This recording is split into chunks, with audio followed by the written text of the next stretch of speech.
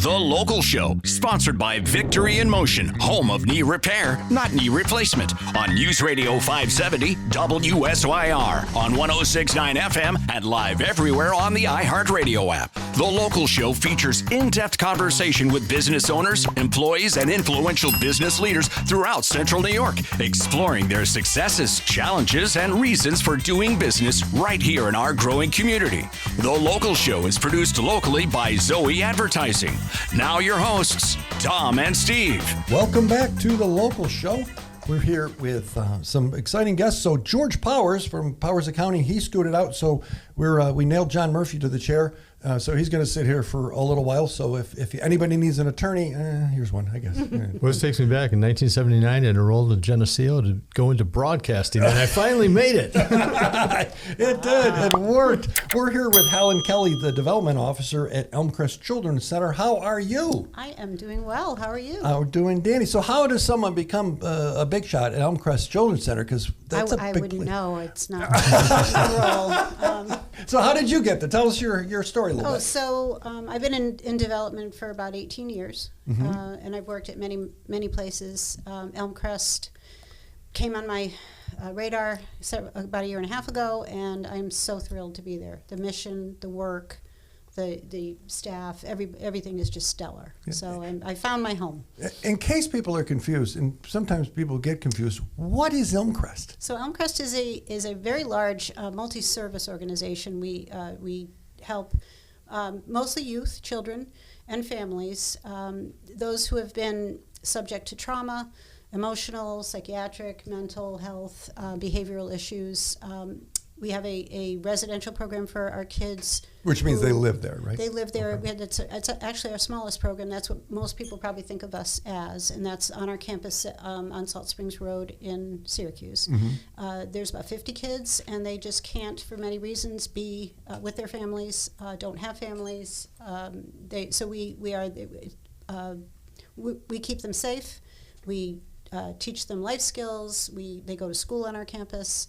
And then we launch them into independence if that's the case, yeah. Or they can get a foster family or an adopted family if that's in the cards for them. Yeah, we volunteered. Some of the Zoe team a year or two ago. You had a carnival up there, and we participated, and a lot of the staff was there, yep. and it was fun in getting to connect with these are regular kids. Yes. And they're on the campus, and life maybe wasn't great. Right. Right. But you're that, I don't know. Safety net. It's more than that, though. It's a place where we can give them some hope for a future that is brighter than what they've been accustomed to. Yeah. John, what's your history been with Elmcrest? Well, I did family court for a long time before I went into estate planning, mostly in Oswego County, but some Onondaga County, and had some clients doing, back then, law guardian, now attorney for the children, yep. Right? With real great success stories coming out of there. Some kids are there, they get things turned around pretty quickly, or we get services in the home to straighten out the situation. Correct. Some kids are there longer term, and you're able to transition them into independent living, right. And you give them life skills, and some have gone to college. It's not 100% success rate. Neither is parenting. No, neither is parenting. But for some of these kids, it is the best chance they're going to have, and it's an incredible organization. They do great work. Nobody's in there to get rich. Oh, gosh. Everybody's in there to help. Indeed. And to make a better community by helping these at-risk kids who, generally through no fault of their own, find themselves in this position. Exactly. Right? Exactly. Wow. Do you want to switch jobs? I'll go to law school, and you can be the. You teach them coping skills. You teach them how to interact with people and how to access things that they may not know. Right. I think it's just a really great mission, and generally really great people who've been there. That's my thing. And do you have a success story that comes to mind? I know you're only there recently, relatively speaking. So actually, our annual appeal should be hitting people's doors any moment. Is that like a mailing with an envelope? It is, one of those deals? pretty much. Okay. Yeah. Yes. We're appealing to people's generosity. Sure. So basically, the story in that is a person who reached out for us, who was with us for about 4 years on campus in the residential program, and basically he said that it saved his life. He is now a homeowner. He's got a couple of dogs that he takes. He's gainfully employed. and he's loving life, and he was a handful, and he admittedly, and then doing some background information on him. Sure. Yeah, but through no fault of his own, as you say, it was part of his. Since he was basically an infant, he was abused, traumatized, not wanted by his family, and he turned around completely. So it's a lovely story. If I may, though, the residential program is I think I mentioned the smallest part. Yeah, tell us of about what some of the we do. others. So we also have a respite program for youth from age 5 to 20 who are going through mental health crises. They can get into our program. It's about a 3-week program to just sort of recenter, get treatment, get the family to have treatment, and then they're in there for. It's a safe, home-like, beautiful building. Do they have to be 2 referred there? now. How would Anybody can refer. They can self-refer. Their families can. Their teachers, guidance counselors, whomever, can refer them to that particular program. So And it's a that's- reset. Is it is. Is that an okay way to put it? And then we give. There's aftercare for 90 days for the youth and for the family.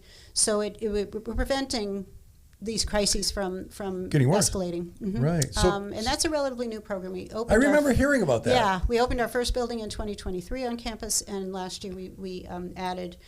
So we have 20 beds total. We have 2 buildings.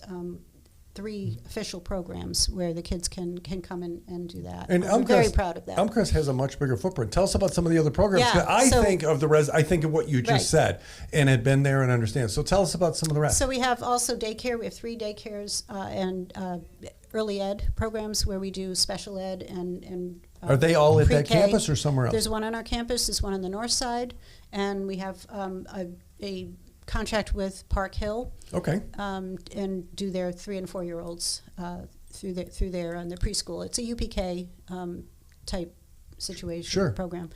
We also have Casey's Place, which is for children with developmental disabilities and/or autism and/or behavioral issues. That's on Lafayette Road. Is that a near resident? Nob Hill? Is that It's a a beautiful 14,000, I believe, square foot. Oh my goodness, it is big. Building that was built in 2000-ish by basically fundraising done through parents of children with special needs, medical So fragility. who is that appropriate for? So that's for children up to age 26 who need an after-school evening or weekend type of respite. So this gives the family and caregivers, John will know, being an estate planning attorney, the caregivers is where all the weight goes. Exactly. And it's exhausting. So this gives them an opportunity to Right. breathe, take a gap, reset. Is that Yes, right? absolutely. We just got a very significant grant from Mother Cabrini Foundation in New York State to start a new program for children with the disabilities / autism, but also who have very significant behavioral issues, and they have nowhere to go. They can't go in the community. They can't go to these respite because their behavior is And inappropriate. without you, what are they going to do? Yeah, and they don't. I mean, right now there's no program for that. Right. So we are starting the program in January. We're very excited about that.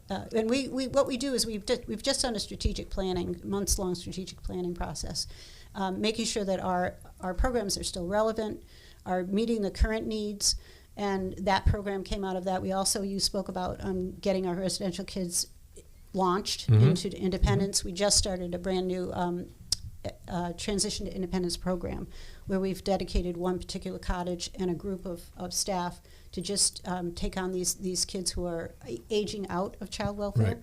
so that they are not incarcerated, are not homeless, to give them a good start, life skills, vocational training if they want, education, further education if they want. What a secret to some extent. We know the name, but we don't know the depth. And of I'm not it. even done. So we have community-based services as well that are all throughout 27 counties. Well, all of that information at elmcrest.org.